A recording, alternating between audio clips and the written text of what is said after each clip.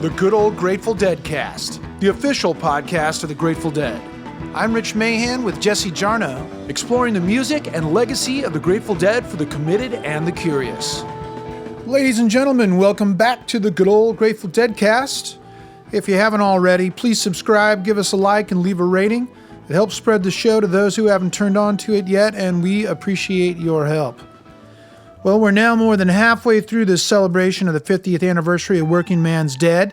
And as we deep dive into each song on this classic Grateful Dead studio album, I find myself loving it even more than before, if that's possible. Be sure to treat yourself to the expertly remastered re-release of the album out now, which includes a show from February 21st, 1971 at the Capitol Theater in Port Chester, New York.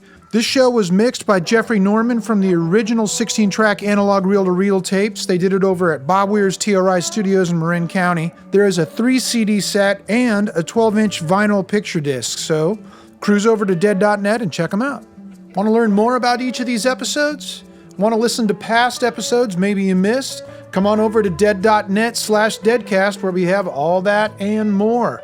While you're there, be sure to submit your story for the Deadcast. Everybody's story is just as unique as they are, as you are, so share your perspective. Click on the Learn More button, enter your info, click Start Recording, and your story and your voice could end up in a future episode of the Deadcast. In this episode, we dive the deepest we have yet into the structure of any of these songs with Cumberland Blues. It's a perfect storm of all the elements. Jerry continues to deftly explore that Bakersfield twang. The band skillfully lays out an undeniable rock-solid foundation, and Robert Hunter crafted lyrics for this song that add image and color. We'll see how the Grateful Dead masterfully combined traditional American music with chord progressions and key changes that only a band with their experience could envision. Time to go down the rabbit hole with Jesse Jarnow. Workingman's Dead is sometimes remembered as the Grateful Dead's move into country rock.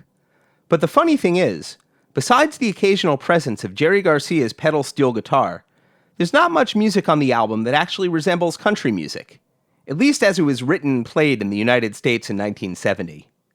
That is, until you drop the needle on side 2 of Workingman's Dead and hear this.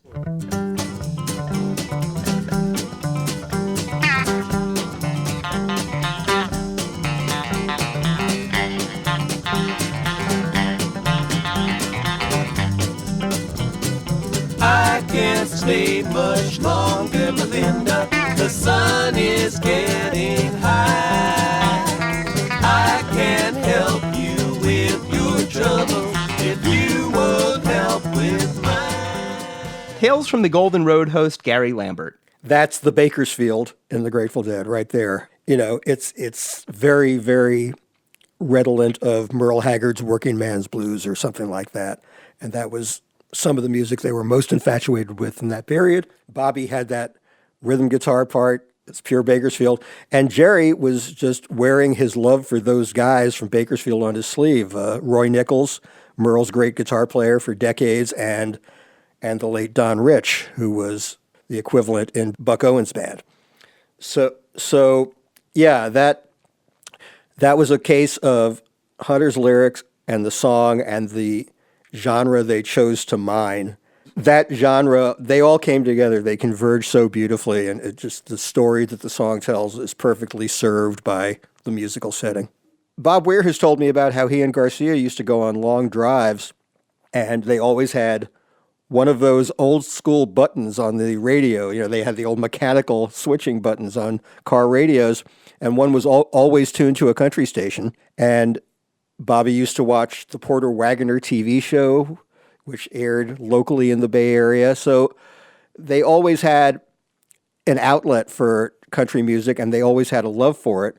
People have often said the Grateful Dead had to compromise after making these very weird and very expensive albums, going deep in the hole to Warner Brothers. So they had to compromise and simplify. But it wasn't so much a compromise as a broadening of their artistic perspective. Bakersfield was Bakersfield, California, in the southern part of the San Joaquin Valley, northeast of LA. It was there, in the late 1950s, that a new strain of country music emerged. The Bakersfield sound, pioneered by artists like Merle Haggard and Buck Owens. It stripped country music of its Nashville glitz and gave it more of a hard-hitting backbeat.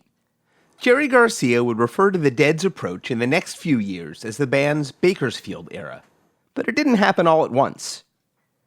In terms of original songwriting, Cumberland Blues was the band's first step in that direction, but it wasn't at all a straightforward one, as we'll hear.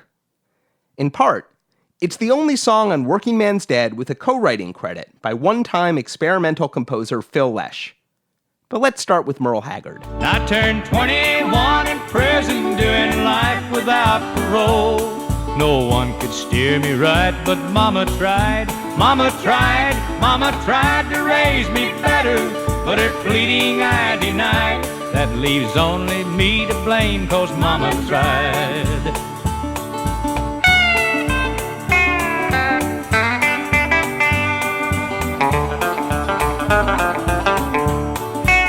Merle Haggard was a huge influence on the Grateful Dead, no question. In June of 1969, at the same shows where the band rolled out the first songs for what would become Workingman's Dead, they also unveiled their cover of Merle Haggard's Mama Tried, a pretty radical move for a rock band in the summer of 1969. They played it frequently from then on, as did the Dead's country rock spin-off, The New Riders of the Purple Sage, and Mama Tried stayed in the Dead's repertoire all the way to 1995.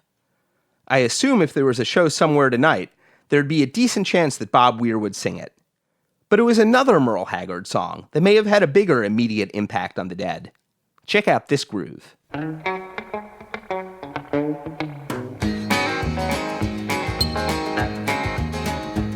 It's a big job just getting by with 9 kids and a wife.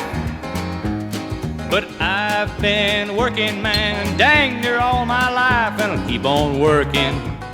That was Merle Haggard's 1969 single, Workingman Blues, released a month before the Workingman's Dead songs began to appear at Dead shows. In several studio mixing sheets from Pacific High in 1970, the title of the Dead's new album in progress is listed as The Workingman's Dead, with both a definite article and the outlaw apostrophe just like Merle's. Jerry Garcia and the New Riders were certainly familiar with Workingman Blues, debuting their own cover just a few weeks before the release of Workingman's Dead in the spring of 1970. Merle Haggard's part of the Bakersfield Dead legacy looms large, but maybe even larger is an artist the Dead didn't cover directly, Buck Owens and the Buckaroos, and specifically Buckaroos lead guitarist Don Rich.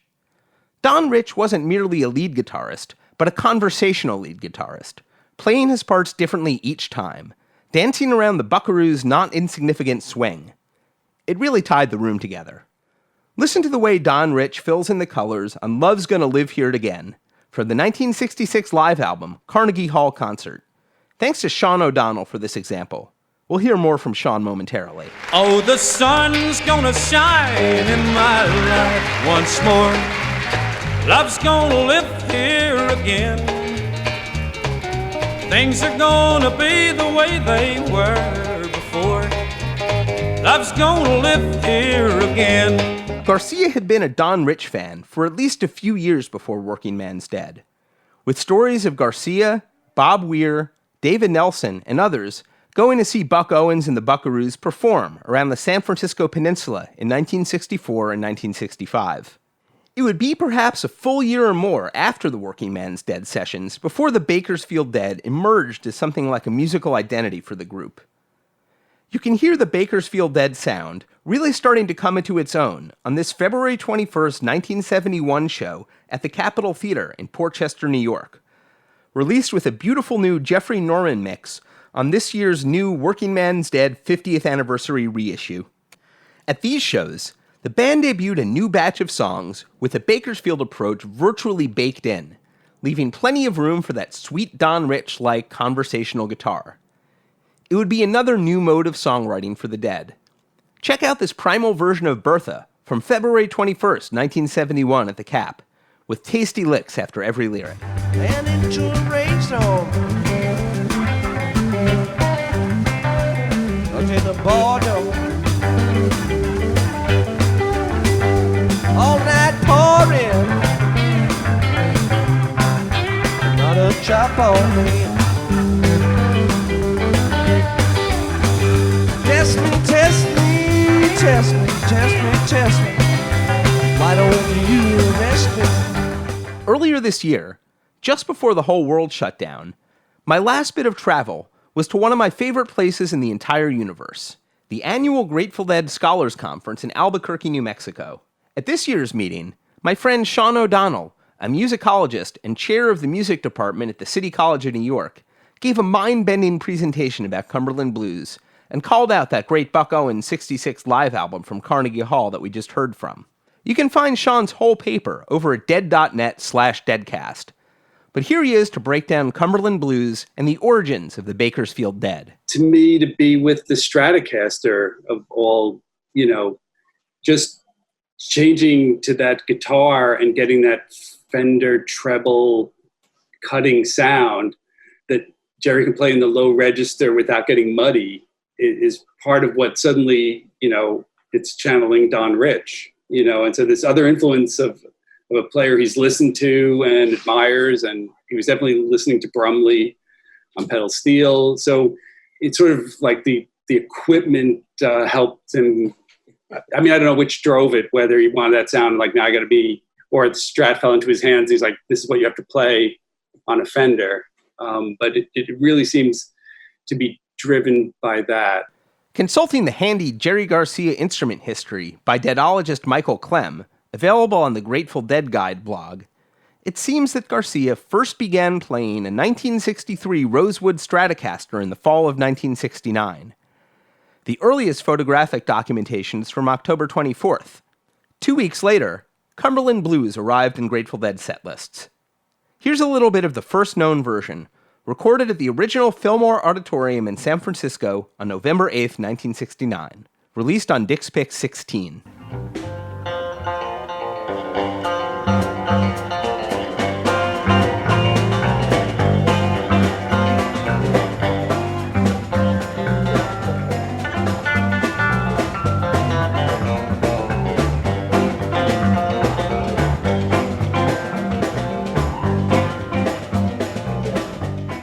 The first 30 seconds is right there in Bakersfield. It just, so kind of minor pentatonic noodling while you have these kind of major chords and you're in this comfortable train-ish groove. And then suddenly with that harmonic shift, it's outer space compared to Bakersfield. It's like not something that would ever happen. And we don't notice it because it still sounds like Bakersfield. Sonically, we're still there, but you'll never find harmonic passage like that in their work. It's as soon as you have to get down. I gotta get down.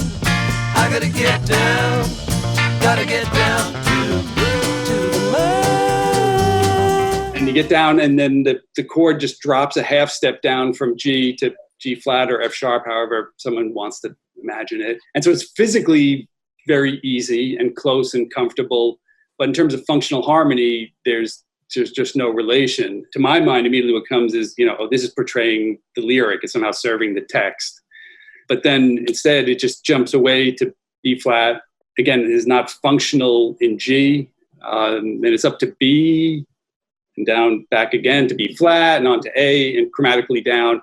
And those are mostly just chromatic chords. Again, physically very easy, but in terms of tonal function, one of the most far out passages they've used in a song yet, as part of the song structure. So in that way, it's to my ear more adventurous in this at least one dimension. Shaugn points out that despite being filled with folk and country influences, Workingman's Dead is filled with bizarro chord changes. Another song he singles out is High Time. I don't know any song that is that weird, to be honest. In the world where you're sitting down, I'm going to play a series of chords and sing a song to it. In that world, I just don't know anything that is that far out. You're not in any key for any amount of time. Like a pair of chords might make sense in a normal song, and then the next pair of chords might make sense, but not if this other thing already happened. It's like if you're wandering through familiar terrain, but you're not going anywhere particular, and then somehow you wind up at home anyway. If the craziness of the high time chord structure intrigues you, seek out Walter Everett's essay, High Time and the Ambiguous Harmonic Function, first published in the 1999 book from Greenwood Press, Perspectives on the Grateful Dead. Some of the band's earliest songs, going back to the Emergency Crew demo from 1965, now heard on the So Many Roads box set, were filled with strange chord changes, trying to push at the boundaries of pop and rock from the very start. The weird changes persisted into 1969 on Oxomoxoa songs like Cosmic Charlie and Doin' That Rag. The dense chord changes and unusual moves got dialed down a few notches as the Dead got rootsier, but not entirely. They're still very present on Cumberland Blues. As Shaugn points out, the song has 4 distinct sections. First, there's the Bakersfield groove, followed by the strangely leaping transition. And then there's that middle bobby section that, that's when the train gets from one to the other. A lot of poor men make a $5 bill, but keep him happy all the time. Some of the fellas making nothing at all, and you can hear him cry. And that's kind of neither truly bluegrass and not still in Bakersfield. It seems to have like elements of both, and it doesn't have the outer space harmonic progression. It's very home in harmonic content, but it's traveling towards a true bluegrass, which it's not until they make enough money to move away that you actually arrive. So the move away is landing in bluegrass. That's when you're truly at the bluegrass moment. And you got the banjo, and all the harmonic money is really strongly directional. And that part could just be any traditional tune at that point. Right. But the sort of section in the middle, which kind of leans to another key, it's kind of in C-ish for part of it, and kind of trails off to E minor, where it just kind of ends, and then suddenly you're just in G and you've arrived at the station. There's not that much of Cumberland Blues on the new collection of session recordings called The Angel Share. Only 3.5 minutes of the band working through the song's first section, with a basic lineup of Bob Weir on acoustic guitar, Jerry Garcia on lead electric guitar, Phil Lesh on lead electric bass, and Bill Kreutzmann trying out various kinds of hand percussion. No drums, but all 4 musicians keep the song's train-like motion front and center. There's some conversations about tempo.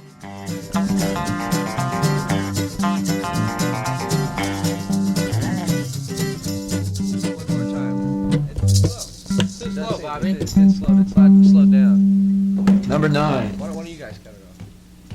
I got it faster. 1, 2, 3, 4. The reason there's so little Cumberland Blues on the Angel Share could well have to do with what musicologist Shaugn O'Donnell just explained about the song's 4-part structure. Like the other songs on Workingman's Dead, Cumberland Blues is built around a single live performance. But even so, more than any other song on the album, the final take was built nearly piece by piece in the studio, truly a marvel of the Pacific High sessions. Here's Rhino archivist Mike Johnson. That is the track that we had the least for, because it had to be built from pieces. So that's the one that, and it's only like less than 4 minutes.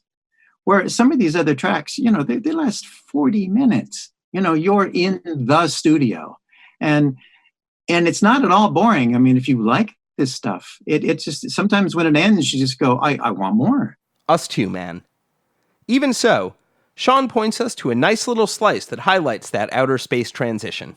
About a minute into that outtake, you hear it without any of the rest of the song, so it stands out even more so. So his stylistic playing there is just very Jerry, like he's cruising through this harmonic warpage like nothing happened. So it's very comfortable for him. But to my mind, that doesn't seem like a thing he might have written. I don't know. Phil gets a writing credit on this one, and it sounds more like, maybe he threw that in there.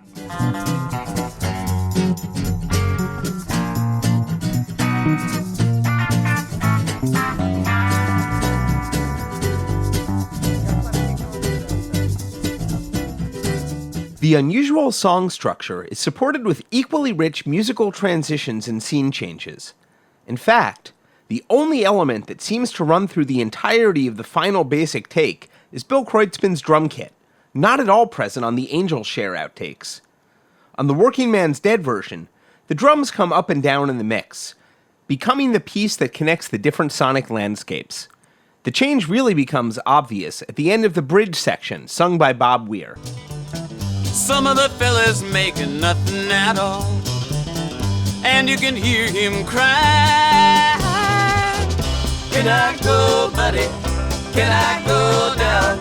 Take your ship, Apple Man. Gotta get down to the Cumberland mine. Gotta get down to the Cumberland mine. That's where I mainly spend my time. Underneath those glorious stacked vocals, Bill Kreutzmann is now swinging quietly on his drum kit. And in come several other instruments. For starters, there's that banjo part. Album co-producer Bob Matthews. You want to know who played it? Well, that was me. I first met Jerry when I was 13 because he was the only folk music teacher who taught banjo in 1961. And I'm pulling your leg. It was Jerry who played the banjo, obviously. I did take banjo lessons from Jerry, and that's how I introduced Bobby to Jerry. Again, that's another story. And another story we'll be exploring very soon on an upcoming episode of the good old Grateful Deadcast. Stay tuned. Jerry Garcia, of course, had been a virtuoso banjoist before turning his full attention to electric guitar. But besides the last few seconds of the original Dark Star 7-inch in 1967, Cumberland Blues is the only other studio recording by the Dead where Garcia plays the banjo. Coincidentally, those last few seconds of the Dark Star single is also the only time Robert Hunter himself appears on an official Dead recording, reciting a few additional lines of poetry he wrote for the session. You can find them all at dead.net/song/dark-star.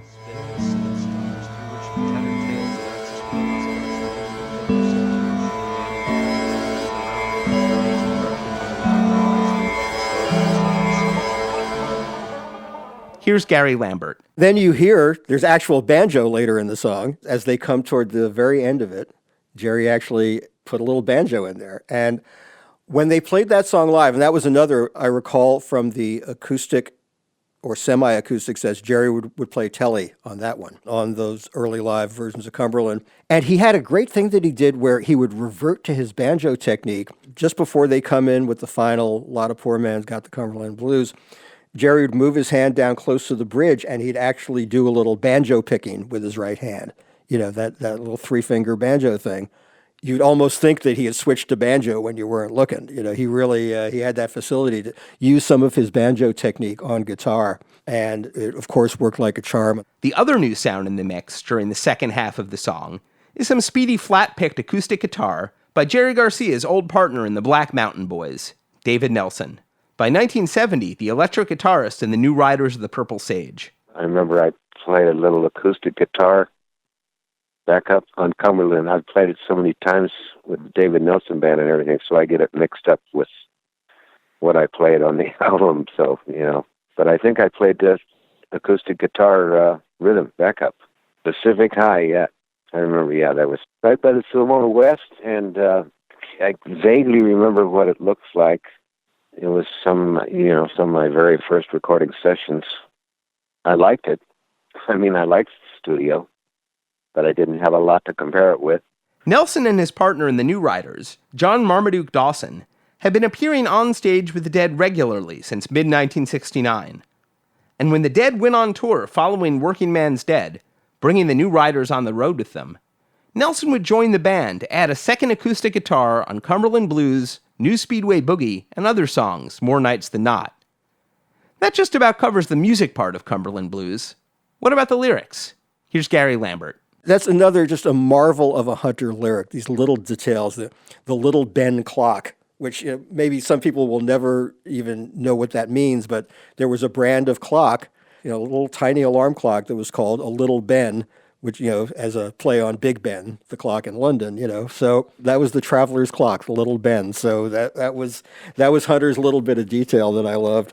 I admit that until Gary pointed it out, I always assumed the lyric was little bed clock, like the kind you might find ticking on a nightstand. Which in the case of Cumberland Blues, it also might have been.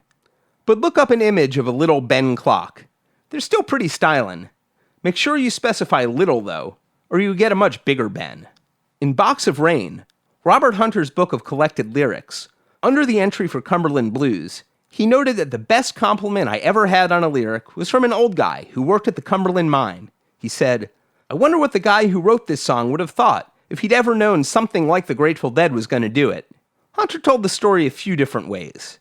In another version, the compliment didn't come from a miner, but from an audience member at a Dead show who didn't know they were speaking to the songwriter. I like to think of a world in which both of these stories are compatible.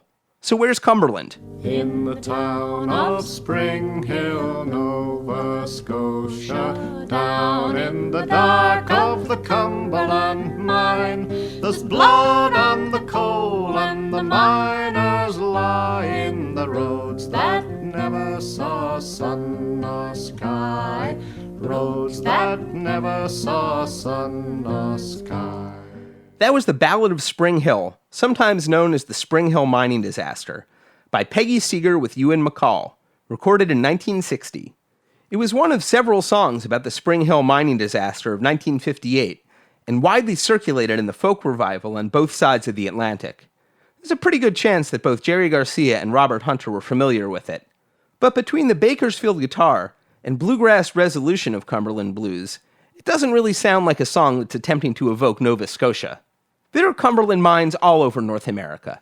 The one in southern Pennsylvania is still active, though its owners recently announced their intention to sell it, in case anybody's looking to buy a Cumberland mine of their own. Though it sounds like it might be kind of a fixer-upper. The unionized miners there recently sued the government for better working conditions.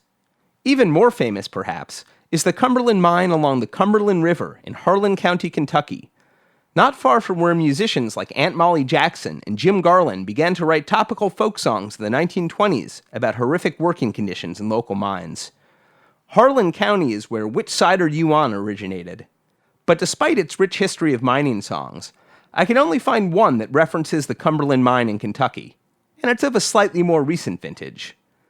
As in southern Pennsylvania, the Cumberland mine in Kentucky is well organized, and this is a tribute to 21st century whistleblowing miner Charles Scott Howard by Australian songwriter Raymond Crook. When the officials saw that video, they kicked up quite a row. I want somebody at that Cumberland mine right now. It wasn't long till Frazier heard about what had been done. It's that whistleblowing, troublemaking Howard, he's the one. When it comes to miner safety, he's always on the ball. Big Cole don't like this man at all. If anybody can find any other folk songs about Cumberland mines, let us know. But all that's being kinda literal. Though it might have real-life antecedents in contemporaries, like Finario and Direwolf and the new speedway of the proverbial boogie, the Cumberland Mine and Cumberland Blues is largely a place of the imagination, and perfectly symbolic, a song for anybody who ever had to get down to work. And in 1970, the Grateful Dead certainly had to do that. As Jerry said, We've nothing to lose but our lives. the stakes for the Grateful Dead in 1970 were extraordinarily high. Not only was the band extremely broke, but exactly as the Workingman's Dead sessions were getting going, they were also in the active process of getting extremely ripped off. But as they were also laying the groundwork for transforming themselves into something new, a real-life Workingman's Dead. Workingman's Dead grew out of a pivotal moment in the Grateful Dead's working history, and just as Cumberland Blues resolved into a grand bluegrass finale, our Cumberland Blues episodes now resolves into a grand story with a voice as weird as the hills, Mr. Sam Cutler. Sam was near the heart of the disastrous festival at the Altamont Raceway Park, which we covered in the last episode about New Speedway Boogie. And it's a few days after Altamont that our story picks up. Immediately after Altamont, I was sleeping in Mickey's barn. And Jerry came over there and saw me like 2 days after and said, "You can't stay here, man. Come on, you come over to my house," which is very sweet of him. Because, there was all kinds of politics going on, you know what I mean, with the bikers in the club, and the journalists and the cops. And, oh, God, it was a nightmare. Anyway, Jerry was very kind like that, and I can remember having a conversation with Jerry when just immediately after Altamont, Jerry felt very guilty about Altamont. It all, turned to shit. And Jerry felt very bad about it and said to me, "Well, come and stay at my house, So I stayed at his house and we had long talks about bands and how you organise bands, And Jerry just couldn't believe that the Rolling Stones had 3 people working for him. Not on tour, obviously. We hired in shitloads of people for when we were on tour. But, the Grateful Dead had about 70 people working for them. In fact, they could never quite establish how many people worked for them, how many people were on the pleasure crew, who was doing what. It was always, deliberately maybe confused and kind of mixed up. And Jerry was just speechless. It was just a completely other way for him of seeing how bands could be organised. So, he wanted the Grateful Dead to reorganise themselves going forward. They needed to. They wanted to survive. They were hugely in debt. And with Jerry, it was just a small house in Larkspur in California. Oh, it was a nice house, but it wasn't, like three bedrooms upstairs kind of thing, pretty straightforward. I would have thought built in the 40s maybe, or the 50s. A garden out the back, and we used to sit in the back, and smoke joints and talk about the music business and how the Grateful Dead could survive and stuff like that. There was Jerry and Mountain Girl's little daughter, right, Sunshine, and Hunter and Christy, his girlfriend at the time. So I didn't see much of Hunter and Christy. They were madly in love, so they never came out of the room, basically. I don't know what was going on in there, but the mind boggles. But anyway, they didn't come out much. But Hunter was very sweet to me. He lent me a car. He had a DeSoto, this giant American car. I'd never been in a car so big in my life. I remember he had the gear stick was on the steering column. Giant fucking car it was, man. And I used to drive this down the road. I felt like I was in a Sherman tank. I couldn't quite believe he just said, "Oh, yeah, here's the keys, man. Take my car." Like no one in England would do that. Not in those days. You know what I mean? That was quite far out. At that time, Jerry was learning pedal steel guitar. He had a room downstairs that was off the sitting room that he was in, and he had his pedal steel set up in there and a TV. And he used to play the pedal steel through headphones, so you couldn't hear what he was doing. He'd have headphones on and the TV would be on, usually with cartoons or something on it. He just kind of, I think it was just something for him to kind of look at. And he wasn't really looking at anything. He was just, listening to the pedal steel. Because, the pedal steel is one of these ridiculously complex instruments because you've got both feet are working, right, on the pedals. You've got your knees working on pedals on underneath the pedal steel. And then you've got two sets of 10 strings, your left hand and your right hand, and a steel in the left hand. Unbelievably complex instrument.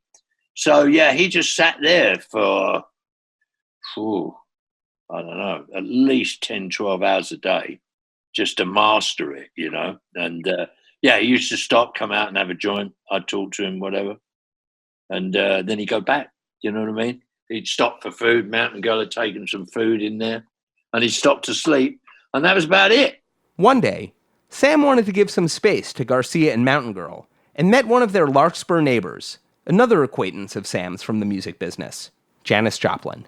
Yeah, I went out for a walk. I've been at Jerry's a day, 2 days maybe. And I walked down the road and I see this house, and outside of it was the painted Porsche that belonged to Janis, right outside the garage. So it was obviously like she was either visiting the house or lived there. So I went up and knocked on the door. And so that was nice, yeah. So I used to visit with her and hang out. Bless her. She was a good soul, man. Jerry loved Janis. Everybody in the music scene in California loved Janis. She was a sweet, sweet person. She was generous, She didn't have a clue when it came to men. Well, if you look at blues singers, traditionally, lots of them have had very hard times with the loves of their lives, as it were. Maybe they have a kind of somewhat tragic view of all that. Who knows? She was constantly either madly in love or madly depressed because the latest one had decided he couldn't handle her or whatever. Looking on a map, not only were Jerry Garcia and Robert Hunter neighbors with Janis Joplin, there was actually a secret trail between their houses. Not that there's any evidence they ever used it, but at least on a map, it sure looks like it's possible to walk out of the back garden of the Garcia house at 271 Madrone Avenue, cross Larkspur Creek, follow Piedmont Trail for a quarter mile or so, sneak through some more woods, and end up in Janis's backyard. Not that there was that much time to hang. After the holidays, Sam Cutler went on his first trip with the Dead in mid-January 1970. He wasn't working for them just yet. The first one's free, as they say. Well, immediately after Altamont, basically, we went to Hawaii. That was the first Grateful Dead gig I'd been at. Sonny Hurd was deputized to look after me. He was my minder.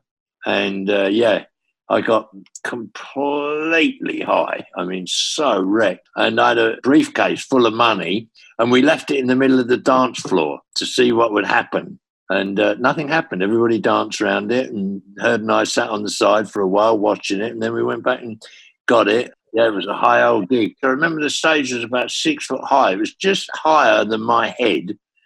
And Bob Weir walked off stage over my head and kind of walked through the air and landed and just kept going to the dressing room with his guitar still around his neck, you know what I mean, and didn't miss a beat.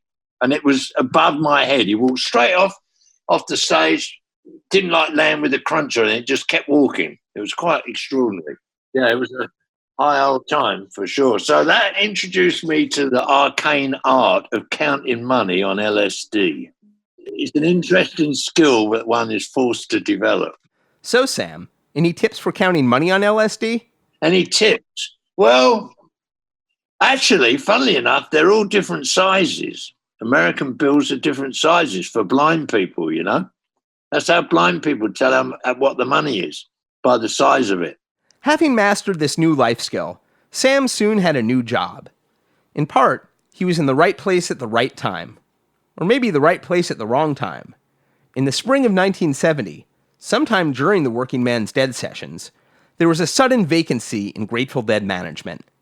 That vacancy was caused by the band's most recent manager, the Reverend Lenny Hart, who also happened to be the father of Dead drummer Mickey Hart.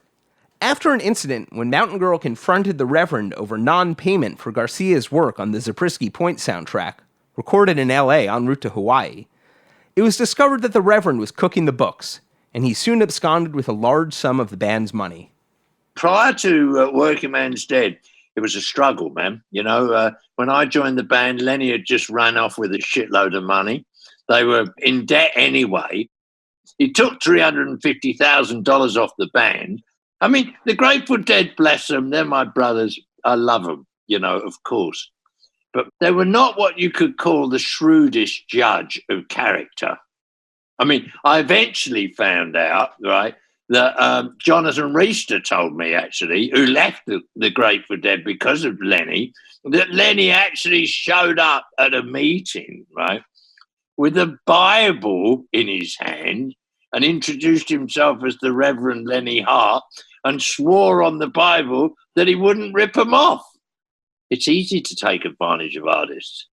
And that's why, you know, honest tour managers, honest managers, people that, you know, handle people honestly, are few and far between in the music business. Because, you know, some of the greatest stars that you could possibly imagine in the music business, on some levels, are, you know, lacking somewhat. They can be brilliant and bright. Everybody in the Grateful Dead had their moments, of course, and their great insights into the human condition, no question. But they also were lacking in some respects, you know. And of course, you know, you can't be good at everything, can you? That's why you need people around you as a musician in the music business. You know, you need people around you that love you, you know, genuinely love you, and that are honest. Now, you know, it's easy in this life to find people that love you. It's not so easy in this life to find people that love you and are honest, believe it or not. The band was very nice about it. The band were much more concerned with, okay, well, that's happened now. What's the solution? What do we do next? Jerry's solution was, well, we've had one manager and he robbed us, so we'll have three. So he had a triumvirate of managers. Dave Parker, who was an old mate of his from school days, who was kind of an accountant. So David looked after the money. John McIntyre looked after the bullshit. And I did the work. In a sense, the new management became like the Grateful Dead's three branches of government. Dave Parker had been a member of Mother McCree's Uptown Jug Champions and contributed lyrics to the early Dead original, The Only Time Is Now. He and his wife Bonnie would be credited on the back of Workingman's Dead as guardians of the vault. Not the band's tapes, but their actual finances. John McIntyre's job was as band manager, interfacing with the record company and hassling with the real world at large. That spring, Dave Parker found a house at the corner of 5th and Lincoln in San Rafael in Marin County. McIntyre negotiated with the owners, and on April 1st, 1970, the management signed a lease. It remained the Grateful Dead's office for the next several decades. As tour manager, Sam Cutler organized the Dead's road life, which over the next few years would take up the vast majority of their actual lives. Eventually, his company, Out of Town Tours, would establish an office a few houses down. On Workingman's Dead, John McEntire was credited as Big Nurse and Sam Cutler as Executive Nanny. By every account, McEntire and Cutler were polar opposites in the Grateful Dead metaverse. McEntire came from the old-school mindset of a serious psychedelic head. Not that Sam Cutler wasn't a head, but he represented a turn towards the more ambitious. There's plenty on the court politics of the early 1970s Grateful Dead in Dennis McNally's book Long Strange Trip, and David Ganz's and Blair Jackson's oral history, This Is All a Dream We Dreamed, if you're hungry for more of that kind of stuff. John McEntire would call Sam Cutler an empire builder, maybe kind of intending it as a slur. But it was also accurate. During his 4 years with the Dead, Sam Cutler was perhaps the primary force in transforming the Grateful Dead from a small beloved band into an enormous beloved band. Like many stories in the Grateful Dead world, it began at Mickey Hart's ranch. It was lovely in a kind of psychedelic, vaguely Wild West kind of way. People wandered about, pretty stoned, you know, and then once in a while they'd have band meetings out there in the barn. It was, kids, dogs, horses, chaos, and never quite sure who. I could never work out who was who. And various people would have their say. And, that was one of the things that Jerry and I talked about, is you just can't run a band where, everybody can have a say. That came to a head. I earned the eternal hatred, I don't know if hatred's too strong a word, but dislike of all the old ladies in the band, because I told the band, look, listen, you got to tell your old ladies they can't come to the meetings. You know what I mean? I work for musicians, man, not for musicians' wives. So that caused a bit of a ruction, and finally the women all decided they didn't want to be there, basically, under duress. And then one time we were having a meeting, shitloads of people there. I knew most of the people, but there's quite a few people I didn't know in the Grateful Dead's old house in Lincoln, in San Rafael. And I pointed to this guy, and who's this guy? Who are you? He was a hippie that had just walked in off the street and saw this group of people having a meeting and thought, well, this looks interesting. I'll come and join in. Nobody knew who he was. He'd just come in off the street. That was like, the straw that broke the camel's back or whatever you call it. I was like, no, we can't have this. So then the band decided there had to be a band leader because they all became members of the Musicians Union, which they hadn't been members of before. So somebody had to sign the contracts and he had to formally be the band leader. And Jerry immediately went, well, I'm not the band leader. He didn't want to do it, right? Nobody wanted to do it. So then the band went off and had a meeting to decide who was going to do it. And then they came back and they'd made up their minds Phil was going to do it. So it was like, okay, well, why is Phil going to do it? Okay, fine, I don't care. I don't give a fuck, really. But, just out of curiosity's sake, why is Phil going to do it? So they said, well, he's the most difficult person to persuade that it's a good idea to do a particular gig. So if you can persuade him to do the gig, we're cool. We don't give a fuck. As long as he agrees, everything's cool. The unique Grateful Dead way of organising things. It's kind of organising by default. I used to say things to the Grateful Dead, I'm sure used to piss them off, right? I used to say, anyone can attack Russia, they better have a good plan. What is the plan here? You go on stage, you know what I mean, and you're going to play a song, well, you all fucking know that Sugar Magnolia is in the key of D or whatever, right? And you all play in the same key, otherwise it wouldn't work. So you want to be in a band, what's the plan? You need a plan. For whatever you do in a band, you need a plan. So how to plan without, being Hitler or Mussolini or Trump, how to lead with people not feeling like they're being led is part of the conundrum of management and tour management. The tour manager has to be, the last man standing. He has to be able to answer the question, when do we leave tomorrow? Where are we? What's happening? How much money did we get? Can I have some money? 1,000,001 different things a tour manager has to deal with. So planning it's just core to the whole thing. That was something that I tried to achieve with the band. Was like, okay, we've all got our own individual takes on stuff and we're all wildly different people, but this is a collaborative, cooperative endeavor. Let's all try and be on the same page, and let's try and be efficient about it, given the parameters that we're all stoned hippies, and we don't want to be too efficient. Otherwise, if we want to be that efficient, we join the army. We're rock and rollers, because we want to be inefficient. What I was trying to do is take the Grateful Dead, and which I achieved, I think, without trying to be big-headed about it. I was trying to take the Grateful Dead, who were known in San Francisco and on the West Coast, vaguely, right, and were earning about $2,000 a night, to being a successful band in America. Right. That was the same thing Warner Brothers were trying to do. Right. To do that, you need the right record, as well as, the right shows and, right, and as well as visiting New York 20 times a year. And the Grateful Dead, bless them, came up with Workingman's Dead. I mean, nobody was more fucking grateful and more thrilled than Joe Smith. Finally, he's got a record that Warner Brothers can get behind, that everyone can understand. You know what I mean? Everyone can go for. Wow, it's a record with songs on it, with words that people can relate to. Hello? I mean, we did 180 odd gigs in the first year I worked with them in order to get out of debt. We toured relentlessly, man, because that was the only way for a start the band could make money, but also it was the way to become successful. It was in those days. For example, we filled the Spectrum in Philadelphia. That was 17,000 people.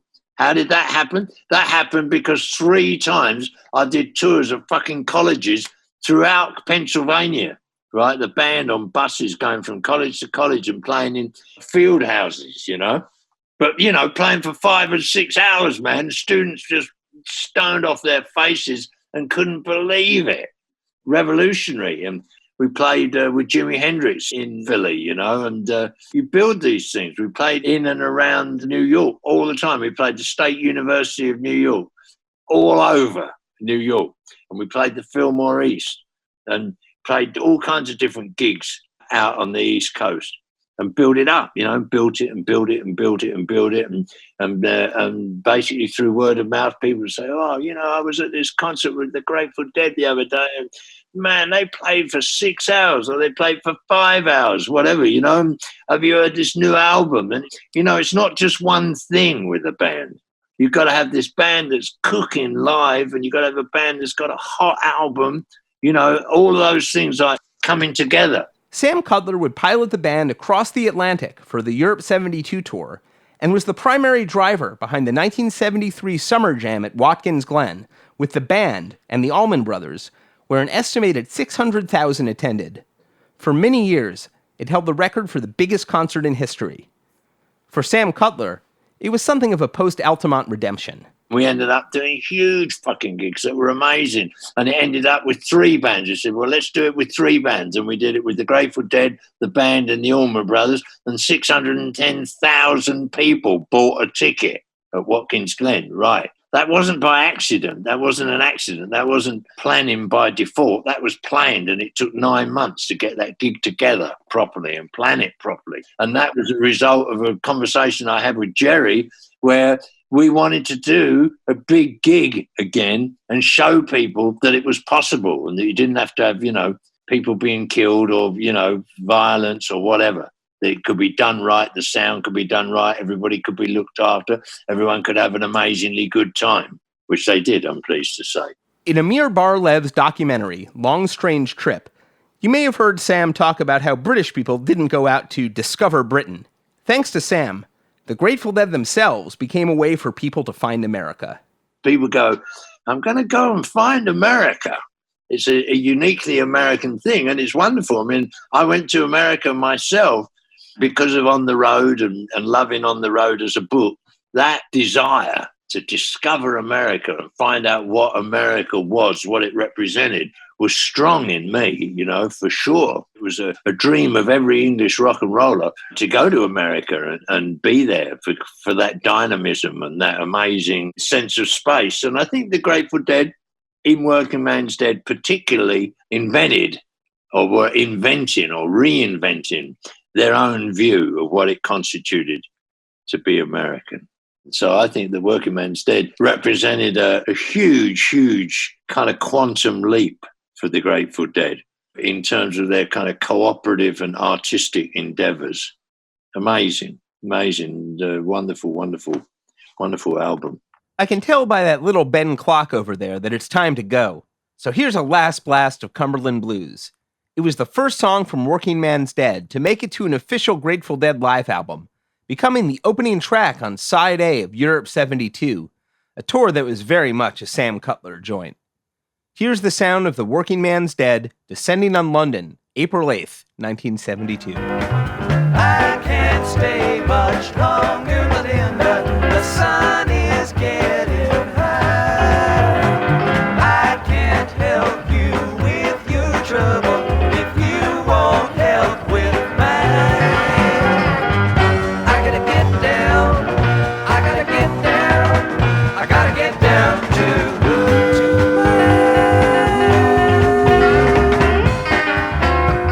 What a great version that one is. There's so many cool versions of Cumberland Blues. It's such a great song. My favorite is August 6th, 1971 at the Hollywood Palladium in Los Angeles, California. This whole show is a heater, but on the Cumberland Blues, Jerry just really lights it up. Let's listen to a little bit of the solo from 8/6/71.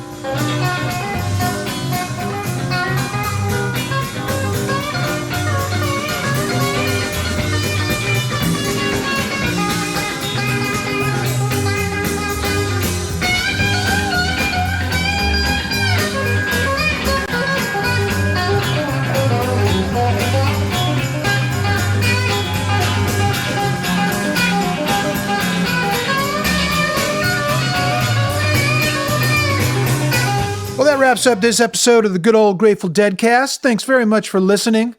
Please like, subscribe, and rate us wherever you listen to podcasts. It really helps. Thank you. Executive producers for the Good Old Grateful Deadcast, Mark Pincus and Doran Tyson. Produced for Rhino Entertainment by Rich Mahan Productions and Jesse Jarno. Special thanks to David Lemieux. All rights reserved.